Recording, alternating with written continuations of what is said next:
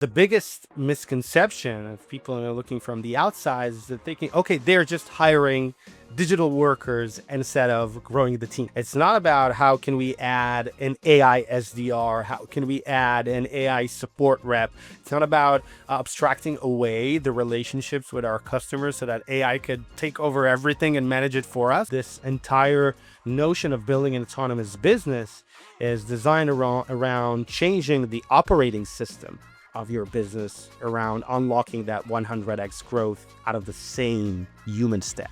Today, I'm talking to Amos Bar-Joseph. He is the CEO of Swan. What makes him fascinating is that he and his two co-founders are committed to building a company with 10 million ARR per founder. No employees, agents only. This approach is both radical and clearly intriguing. I'll discuss with him whether this is a serious long-term strategy or simply a way to tell a story that stands out. Either way, it's clearly working, as his company is growing by $300,000 ARR weekly. This episode will be inspiring for founders and valuable for go-to-market leaders looking to transform their orgs in the age of AI. As usual, write me on Toni at adtiv.ai for comments and hit subscribe if you haven't already. And now, enjoy the show. So Amos, from kind of, getting to know you just a little bit online, I think there are two really interesting stories here to discuss today. One is really around this whole AI SDR topic. Everyone is like talking about it. Everyone has like crazy opinions about it. This will be a reason why people, click and want to listen to this. But I think the more interesting one maybe to start out with is this whole thing that you've started to kind of push online, which is like, hey, it's not only about ARR per employee. It's that you three founders building Swan want to land at 10 million ARR dollars per founder, basically. US dollars. Yeah, exactly. There's, I'm in Denmark not right euros, now, so there's not there's euros, so many it's funny, not Denmark dollars. Exactly. exactly. Yeah. So this alone is crazy, and everyone is like, okay, this dude is, let's see how serious. But let's just jump into this. Actually, kind of, what is when you tell this to folks, what is the main misconception? Because I know you're serious.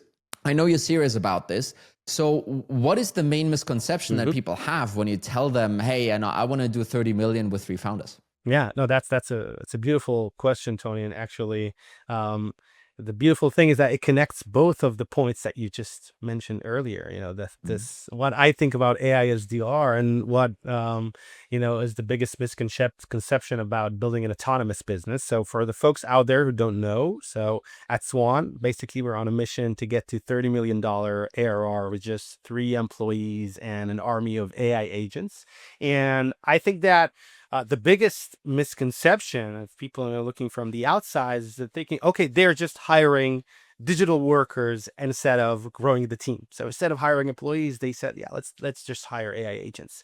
And I think it's kind of like represents what is entirely wrong about AI adoption in 2025, when people are trying to just replace their humans instead of empowering them. And the way that we're building our autonomous business, which is about scaling with intelligence, not with headcount, it's not about how can we add an AI SDR, how can we add an AI support rep. It's not about abstracting away the relationships with our customers so that AI could take over everything and manage it for us. It's not about that. It's actually about a discovery process. How can we discover and unlock that 100x founder, that 100x worker? So we're actually, instead of trying to hire AI SDRs, we're actually looking to unlock that 100x seller, which is me, basically. Or we're trying to unlock that 100x product or that 100x engineer. And this entire notion of building an autonomous business is designed around changing the operating system of your business, around unlocking that 100x growth out of the same human stack. So I love this. A lot of other people are loving this. Fun story. So when I hit you up on LinkedIn and you're like, cool, let's talk, but also put my marketing agency in CC, Jared, like cool guy, by the way. Amazing. So this to me also means like, hey, this is not only an autonomous AI business, it's also more like I almost seems like a hub business, right? Where you have a core of full-time workers that are managing as much internal workforce as possible. But I'm sure you have, not only an a marketing agency, but maybe you have some other folks like specialists that jump in and kind of help you guys out. Is that how you're kind of building this? Yeah, that's an interesting question. So we see every founder more kind of like evolving from an operator into an orchestrator. Okay, Yeah. so it's more about orchestration and how Mhm. can you create leverage engines rather than processes. So it's a little bit different. And so Mhm. we look at resources at our disposal and we think, okay, what could serve the founders to actually accomplish that mission? But I would say that we did set a constraint that we are going to achieve that $30 million mission goal basically with just three Mhm. core FTEs. And the reason why we did that is because um, in hindsight, I will tell you that, every necessity yields innovation, right? Mhm. And when we actually set that constraint, we said, okay, we can't really add headcount to solve that problem. We can't throw bodies at the problem to solve it. And so what we left is thinking out of the box. And the most valuable resource that we had were, okay, using AI and AI agents to actually solve these bottlenecks. And so that constraint actually developed into that discovery process into, Mhm. okay, where can we apply AI? How can we use it? And how can we turn it around each founder so that we can continue to grow that process in an exponential rate without losing that human touch that is so sacred to us. So I absolutely love this, right? Because there's like this startup, lore, I want to say, that is about, oh, you need to remove your limiting constraints. You almost kind of put this on its head and say like, no, you need to add some constraints in order to create creativity coming out of this, right? And if I were to translate this into, let's just say I'm a CRO with a $10 million budget, I would kind of try and find similar constraints. And I guess by now, you, Mr. CRO, can choose, is the board or the CEO going to give you those constraints? Or are you coming up with those constraints yourself? And then kind of, I don't know, either reduce your budget or grow more with it or whatever it might be. But using this constraint way of thinking, I think it's a really cool way to unlock additional possibilities. Yeah. And on this note, right? So I mean, if someone is out there wondering, okay, cool, I get this, and I'm sure Swan can help me with a bunch of my go to market thinking and then AI pieces there. But how do you internally kind of navigate this? What should I give to an AI versus what should I give to a human, or maybe outsource? How do you maneuver this? Yeah, no, that's a great question, which I get a lot from CROs and go-to-market leaders, CMOs, etc. Basically, first of all, you should start with this notion that nothing has changed. Okay, you have bottlenecks that you want to unlock, and you should start from there. Okay, so it's the same thing. It's not about how can I find something that I don't even know of that could save my business? That's not how things work in businesses, specifically in B2B.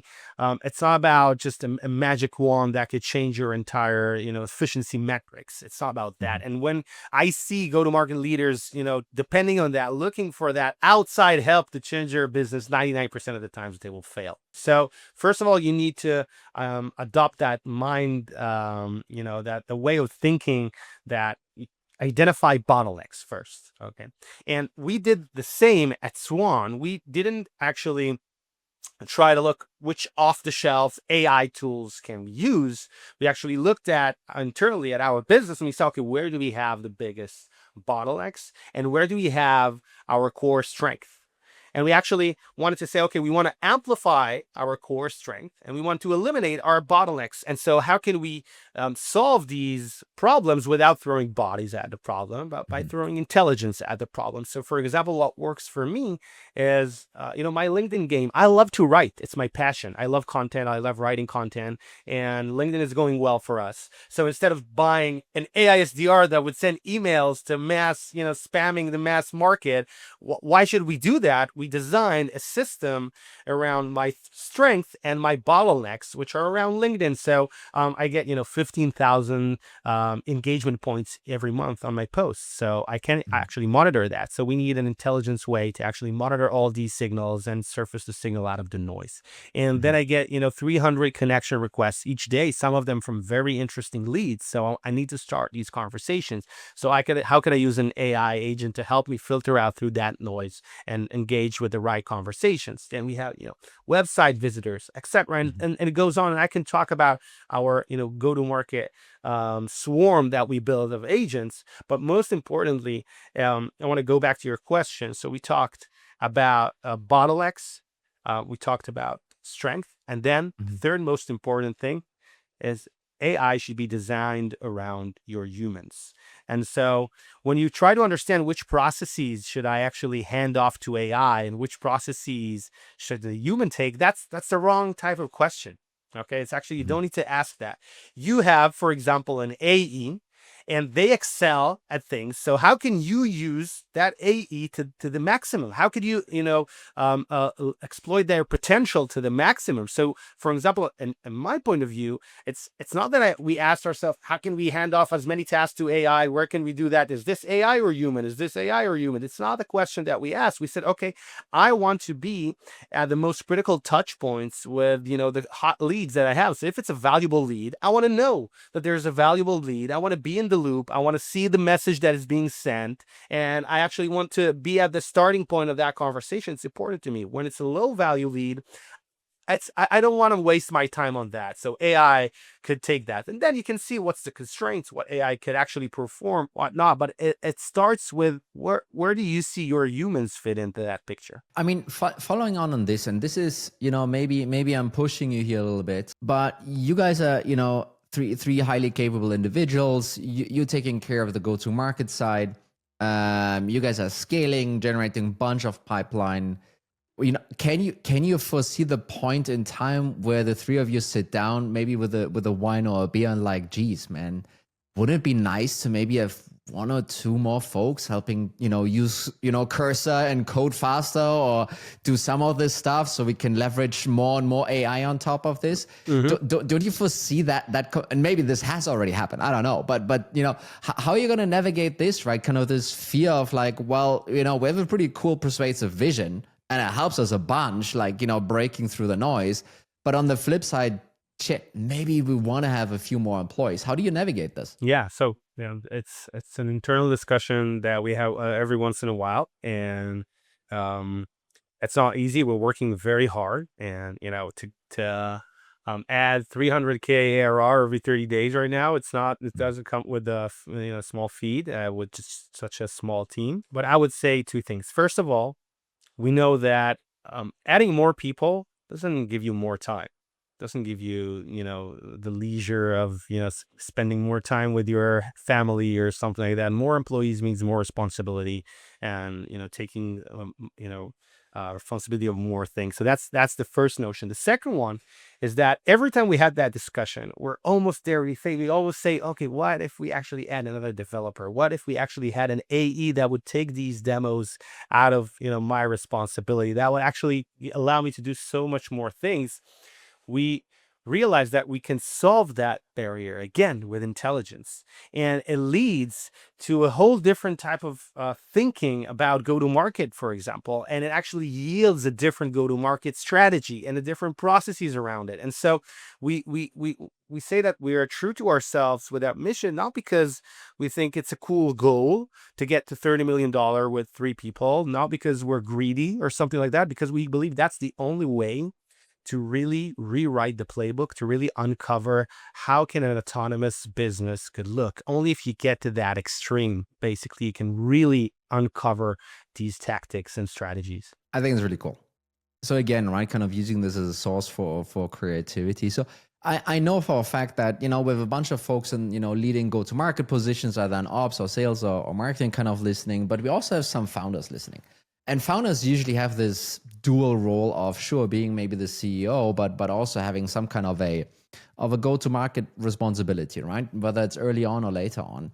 So let me kind of ask a question from their perspective, right? When they hear 3 employees and what did you say, 300K a week or 3 days or something like this in added customers, there's also oh guy, do you know that must probably mean that you guys are cash flow positive, and that must probably mean that you maybe didn't even raise venture capital and kind of doing this whole thing by yourself, right? Kind of that's the flip side of this.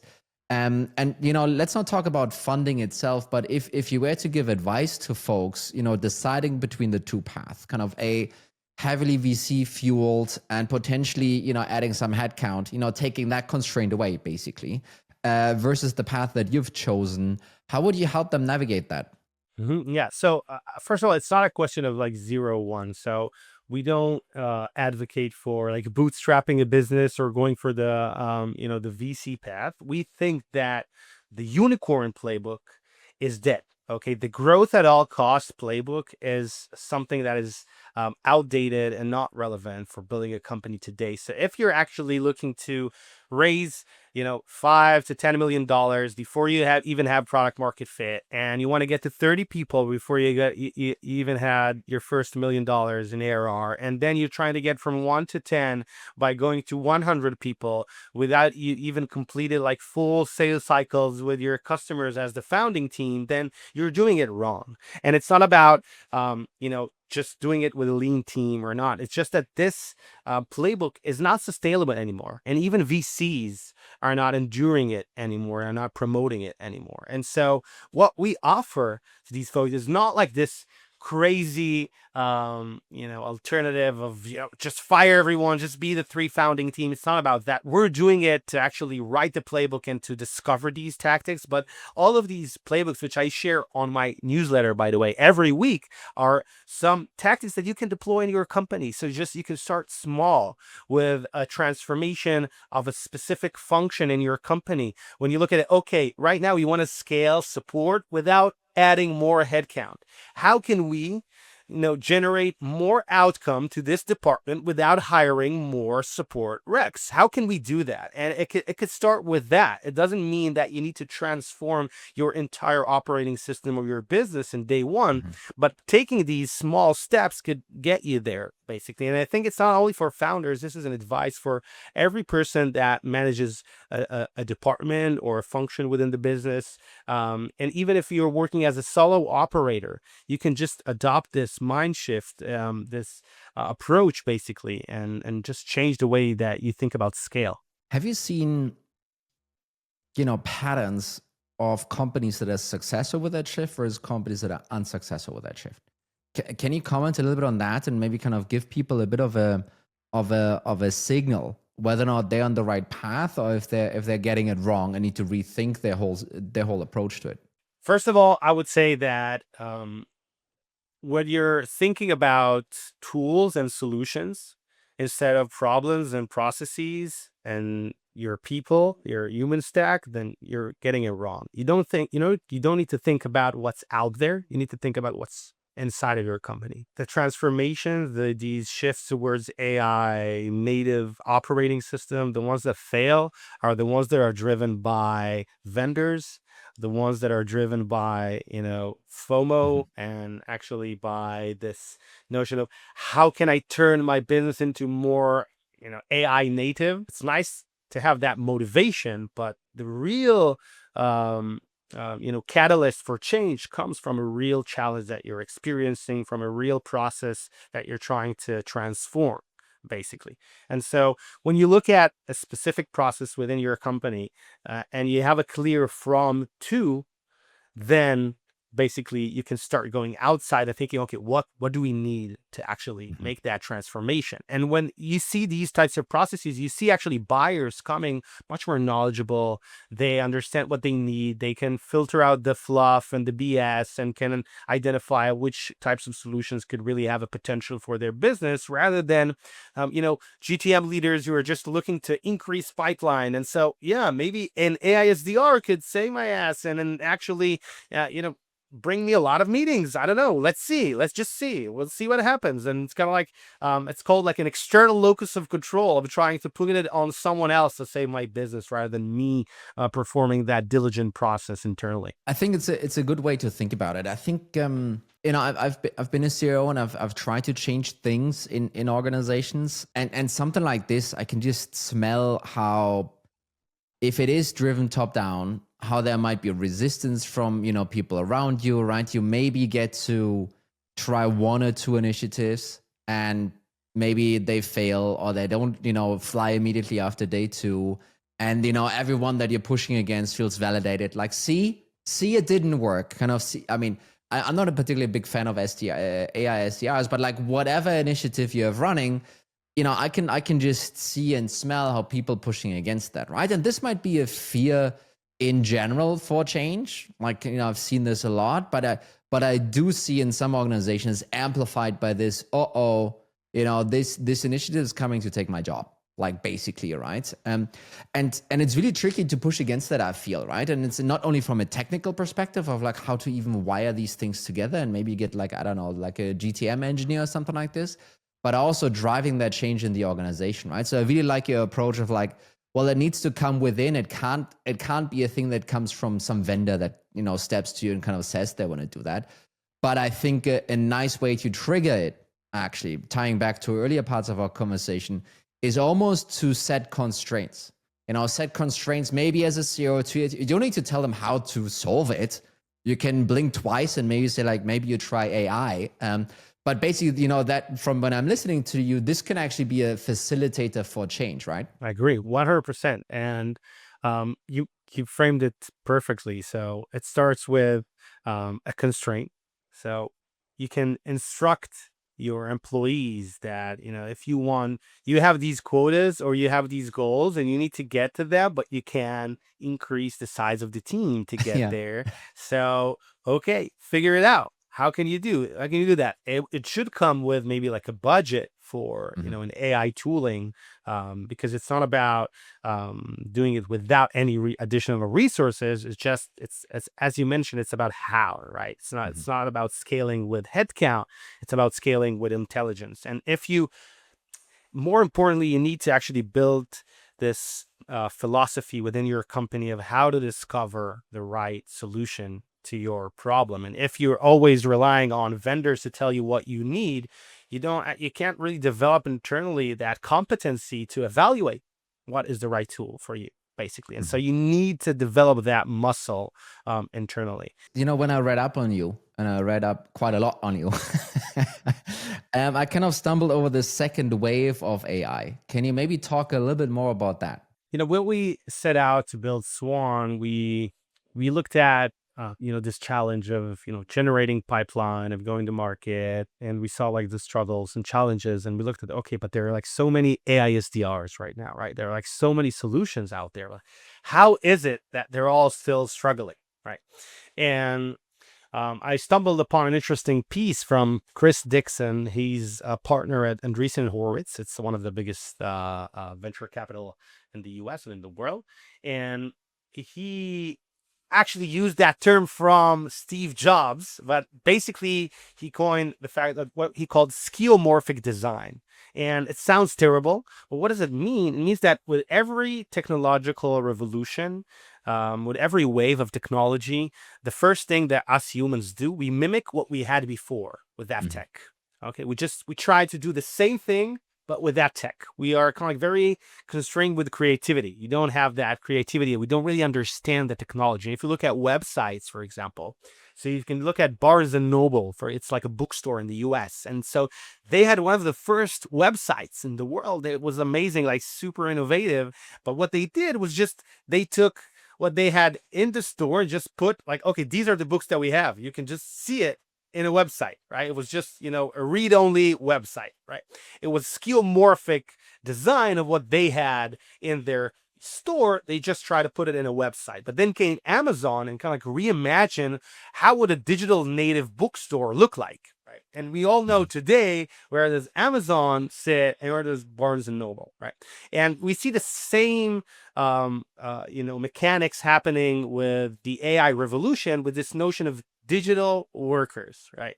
So digital workers are like we treated websites in the late 1990s. So digital workers is like putting a read-only website in the internet. It's the same thing. It's lacking the creativity to imagine what could be a 100x improvement if we actually redesigned the entire process, the entire operating system of the business with human AI collaboration at the core. And so Swan is actually built for that notion. It's built for the second wave of AI, for people understanding that instead of trying to replace their processes with AI, they can create new ones. And Swan is actually, we can talk about it more in the conversation, Tony, but in that context, Swan is actually an autonomous GTM engineer. It is designed to help you find, create, uncover agentic go-to-market workflows that fit your business. So it's about discovery, and it's about iteration, and it's about creativity. It's not about, replication and replacement. But let's kind of dive into this now, right? So in kind of my first question, I checked your website out, I checked out your LinkedIn stuff, I checked everything out, I talked with some people about Swan. One thing, and this is maybe just a positioning thing, and maybe you guys are still early on, but one thing that came up a couple of times was like, oh, these guys are like 11x, and a couple of other times came, oh, these guys are like RB2B.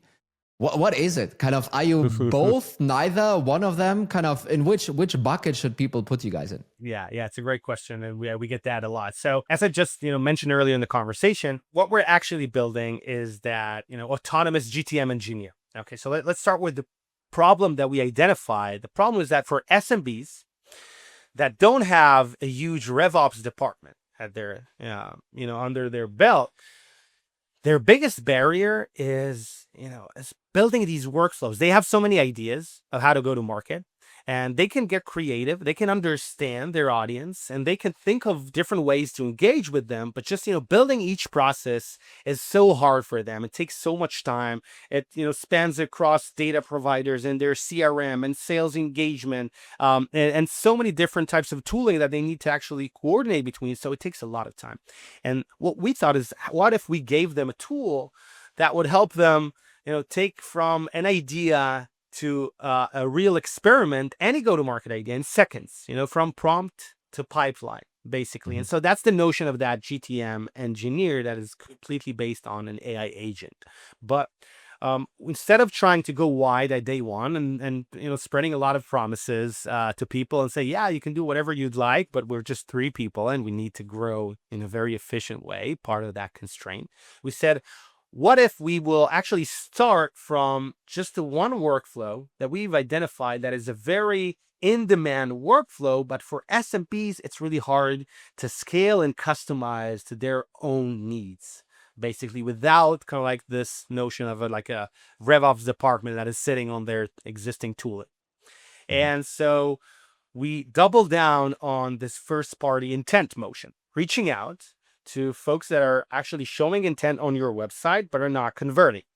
And we realized that to actually nail this down in a way that is completely customized to how you want to run it, you don't really have a great solution. You can either connect RB2B or Vector to Clay, and from Clay you connect it to Instantly and HeyReach and sync it with your HubSpot, etc.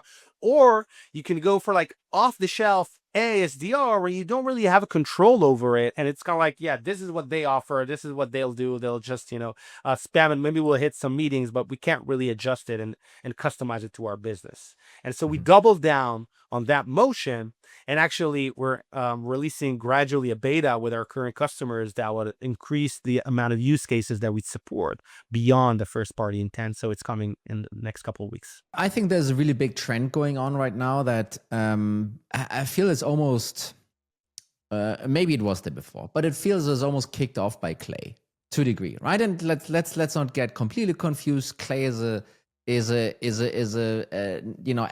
spreadsheet kind of approach that is a lot smarter. That's how these guys also started out, and that's their vision actually, and kind of they're going really in this direction. But what happened there is that they were able to give people that were non-technical some of those tools, and suddenly I could piece those things together, right?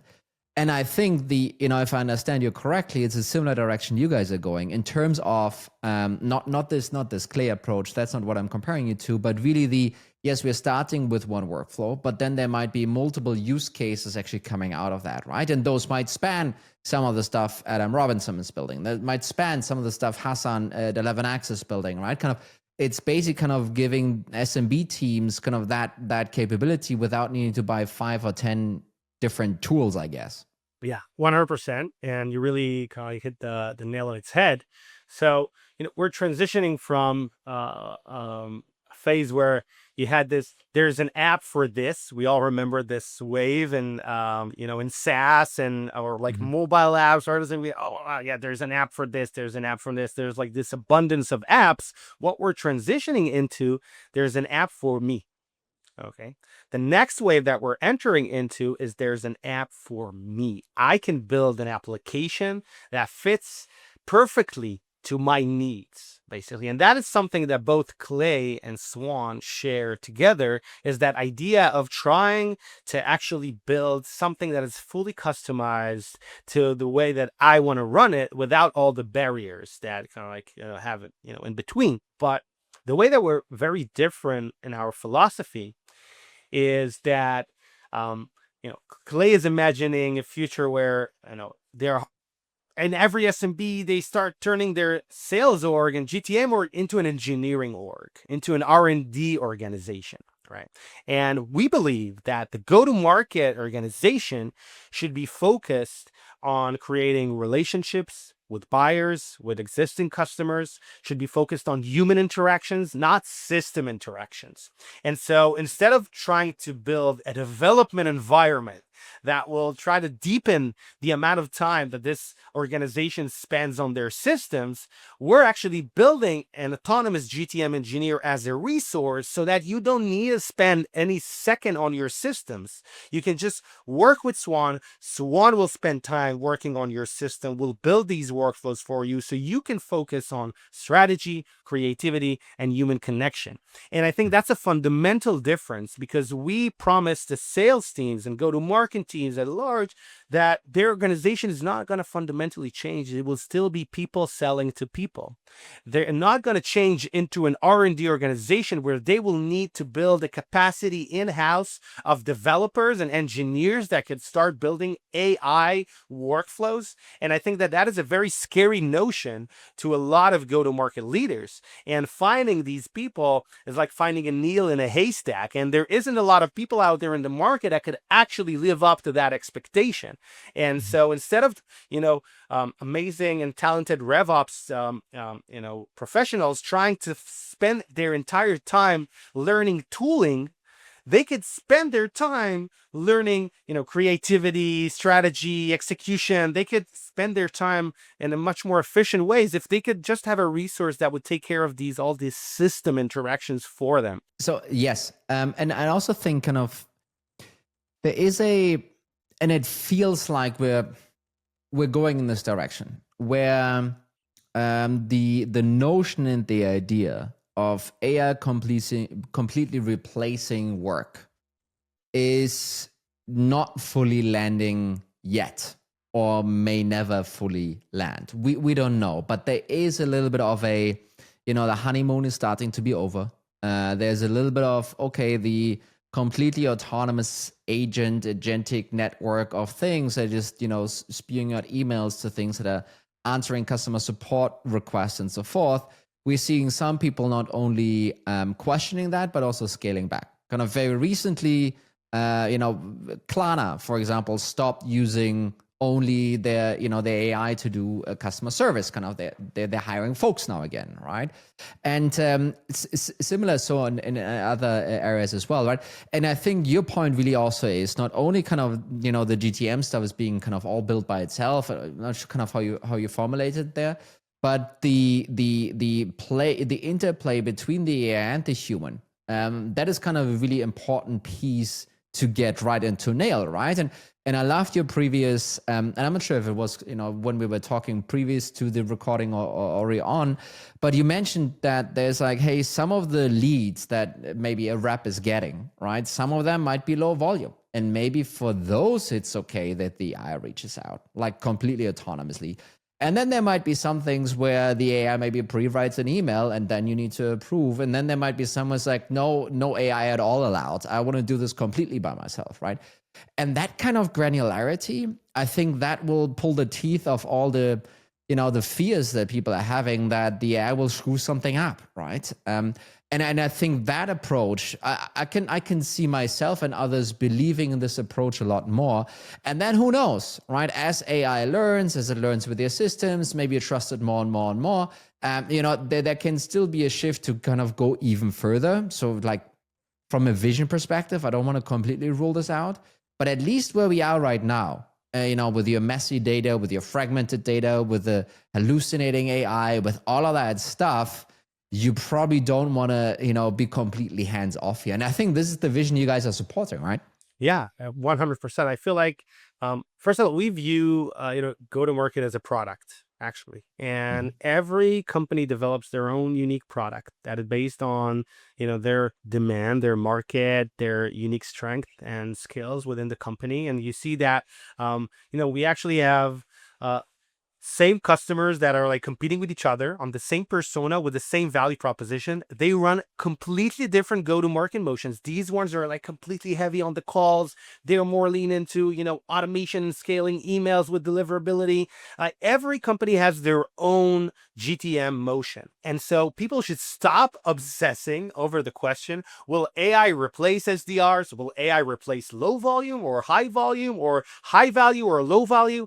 What will it replace for you? What it will empower for your business? What it will change in your business? The question is contextual to your specific go-to-market motion. It will replace some things. It will actually unlock new things. It will just change how your business runs. It will not create a one-person go-to-market organization that if you have 20 people, so you won't turn into just one and all of these AI agents running around. No, that won't happen, but it will change it completely, drastically on its head so that you have different positions, maybe different people doing different stuff. But it's not about just AI taking over, and it's not about what will happen outside in the trend and what will other go-to-market teams. You should ask that question in the context of how you run your business and how you run your go-to-market motion. So last week we had Jaco on.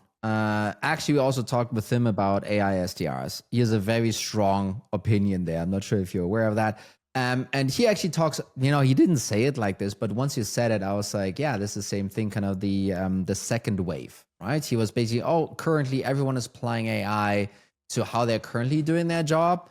But guess what? That's actually wrong. Kind of, you need to take the step forward. And I think you explained it brilliantly there.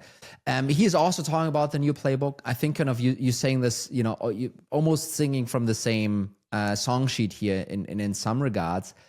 And maybe this is kind of a question to end also the show, but like, what's your thinking? What's your guesstimate on how will this change by 2030, right? Or earlier? I don't know what your vision, what your thinking is, but when will we see the new playbook being adopted, whatever it is, and what role will AI play in it? Yeah, it's a great question. So, um, first of all, there's like a big difference between SMBs and enterprises in my Yeah. POV. Okay. And they are gonna experience a completely different shift because enterprises, their biggest advantage until now was headcount, was the fact that they were big. And that becomes a liability in the AI world, becomes an inability to actually be agile and change your operating system, right? And so that will lead them to actually reducing workforce as the best action, right? And Mhm. so that will actually contribute a lot to how they will evolve. But SMBs that by slashing their workforce would not gain a huge productivity gain Yeah. would need to look differently at the solution. And so my POV is more focused on SMBs, actually. Okay. And I believe that in SMB, the change will be more in kind of the core operating system of the business. Processes will kind of like shift and change drastically.